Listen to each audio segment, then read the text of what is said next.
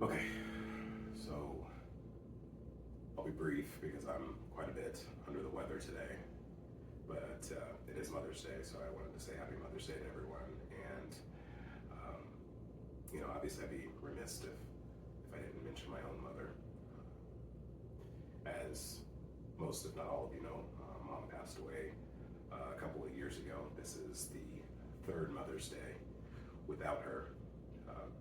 So mom passed in 2023, just before Mother's Day. So 7 weeks, to be exact, before Mother's Day. She passed in 2023. So 2023, 2024, and now 2025. No mom, and it's been really odd, strange. Grief is strange. Grief is weird.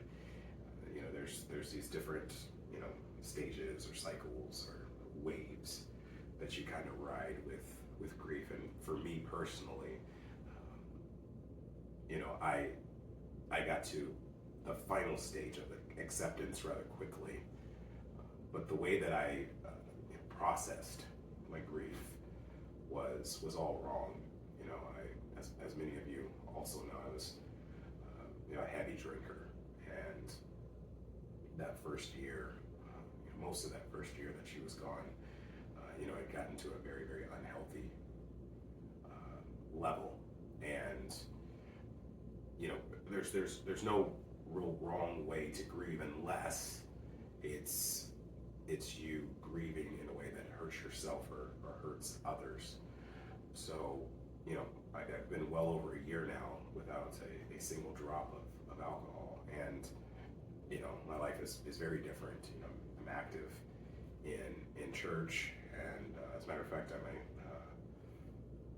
a staffed resident at a church, which is what you saw earlier in the video as to why I was up so early and working today. But when you drop something, when you leave something behind, like alcoholism or drugs or whatever it might be. Again, my vice was alcohol. You try to find something to fill it. You try to find a different way to cope. And for me, it's been my faith, number one, God, number one, but then my family, my brother, my father, my cousins, my aunts, my uncles, my grandmother.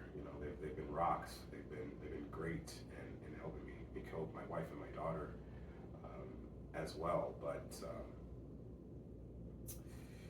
it's still just odd, that mom's gone, and you still feel like you have those days where you're trying to kind of still wake yourself up a bit.